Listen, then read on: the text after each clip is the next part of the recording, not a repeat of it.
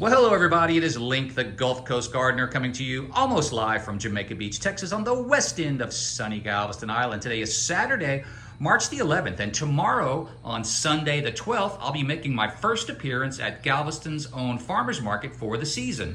And here is some of the things that I'll be bringing. Now, I really like making these herb gardens in a pot. It's basically a self-contained garden that you can put on the deck or on a table or in your favorite sunny spot. This particular garden has thyme and chives and rosemary. It also has dianthus flowers. Now I know those aren't herbs, but it really makes this pot nice and pretty and kind of a showpiece. I love these herb gardens in a pot, and I really like throwing a flower in there as well.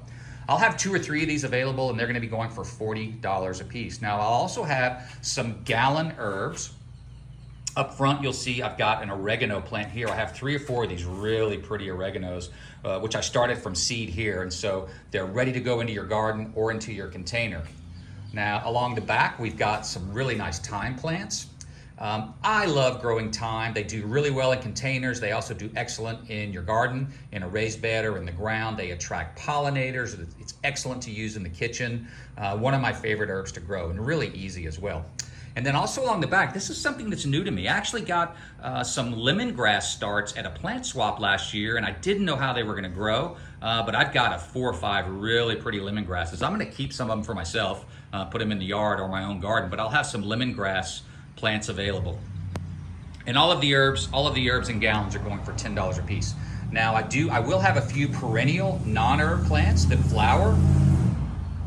Now this is mist flower. If you've watched any of my videos, you know that I am a huge fan of mist flower. This is a fantastic flowering perennial that is extremely cold hardy. It spreads readily by seed, so be aware of that. Wherever you put it, you're probably gonna have it. It spreads via seed as well as underground, but it is just covered in beautiful wispy purple flowers all summer long and for many, many months until it'll finally die back late in the summer. But it's one of the first things that popped out of the ground after our Christmas freeze, and it's already getting ready to flower here in Galveston.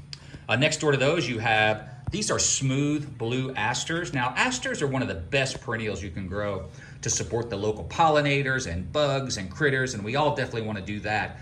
This is a super cold hardy perennial that is doing very well here in Galveston. This is even an evergreen here in our zone 9B. It went down to about 23 degrees over Christmas. This is one of the few plants that didn't die back. It just kind of stood there and took it and just kept right on growing. Lots of pretty purple flowers. And again, the Aster family is a favorite of pollinators. Now this is one of my favorite, if not my favorite plant to grow here in Jamaica Beach. This is a Mexican oleander, and also known as a lucky nut.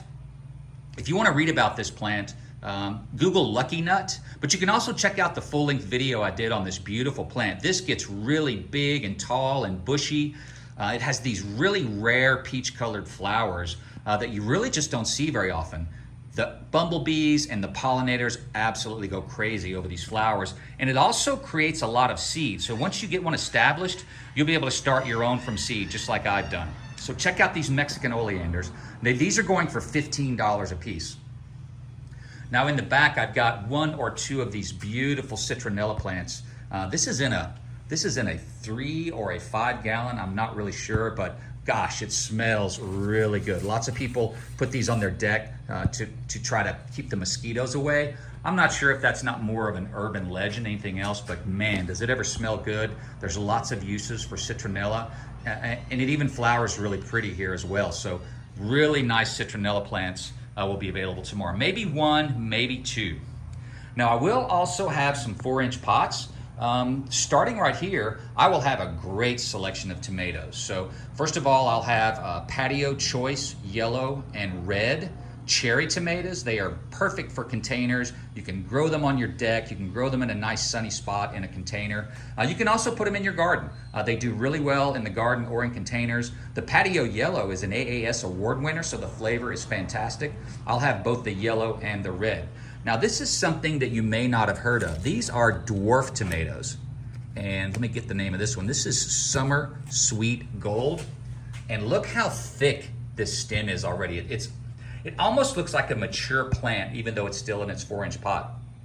These are crosses between indeterminate heirlooms and determinate bush type tomatoes, and what you end up with is all all the beneficial characteristics of both. So this plant will produce tomatoes all season long, but it doesn't get too big. So you only need a small stake, maybe a small cage. You don't have to fight those giant tomato plants. I'll have 3 varieties of dwarf tomato. They're very limited though. The seed are expensive and sometimes hard to find. So I'll have a yellow slicer, I'll have an orange cherry, and then I'll have something called Rosella purple, which is a purplish slicer, and the flavor is supposed to be outstanding. The dwarf tomatoes are gonna go for $7 a piece. The standard patio red and yellow will go for $5 a piece. A few more 4-inch pots to talk about. This is little blue stem grass. This is another fantastic perennial that you can grow here on Galveston Island or in the southeast Texas. It's native to the region. It's an excellent plant for the bugs and the critters. It's super cold tolerant. You really can't kill these things. These 4-inch pots survive through the winter outdoors, and they're coming back really strongly now. So I have quite a few of these, and I'm gonna offer these for only $2 a piece. So if you'd like to add some perennial grasses to your landscape, I'll have quite a few of these available for only $2. That is a steal. The nurseries sell gallons of these for $15 to $20, and so this will be gallon size in no time at all, and you can pick up a few for $2 a piece. I do also have some dill. I only have a few dill plants, 3 or 4 of these bouquet dills. Great time to put your dill in the ground now, and those will be available tomorrow as well. And then I have a couple of more to talk about. This is a pepper plant that I've never grown before. This is called Daddle. A local restaurant owner told me about this pepper, and I'm actually gonna grow a few for him, but I also have a few for sale, and I'm gonna grow a ton for myself. It's an orange hot pepper. I don't know if it's as hot as a habanero, but it's pretty hot, but it's also very sweet and very complex flavor. Super excited to grow these peppers. Now, I may prune this top branch off, so if it's cut back a little bit, we can talk about why I did that. It basically encourages the plant to bush out instead of growing taller in too short of a time frame. But Google Daddle, D-A-T-I-L, and I'll have some of those available tomorrow as well. And then finally, I love growing salvia. If you've seen any of my videos, you know I'm a big fan of Victoria Blue Salvia. Mine aren't quite big enough to sell yet, but I do have some of these Cleopatra mixed salvia. I've got these seeds from Baker Creek Heirloom Seeds, and they are so pretty. They do orange and red and also maybe some purplish colored flowers. Salvia do wonderful here. They flower all season long. My blue salvia are one of the first things that came back after the freeze. They're about ready to flower, and so they're super cold tolerant. They flower all season long, very low maintenance, low water requirements. I hope these Cleopatra mix are just as hardy. I've never grown them before, but I'm super excited. And I love how compact and bushy these plants are. So I'll have a few of these Cleopatra mix salvia available as well. So that's a look at some of the stuff I'll have at the garden, at the farmer's market tomorrow. If you have any questions or comments, feel free just to comment on this video, shoot me an email. I think my phone number's even on there. So I'd love to talk to you about plants. And if you're able to come to Galveston's Farmers Market tomorrow on Sunday, March the 12th, I think is the date. It'll be open from 9 a.m. until 1 p.m. and I really look forward to seeing you there. Thanks for watching this video. Hey, give it a thumbs up if you liked it, if it was useful, and don't forget to subscribe if you haven't already done so. Thanks again for watching. Have a fantastic day, and I will see you at the farmer's market.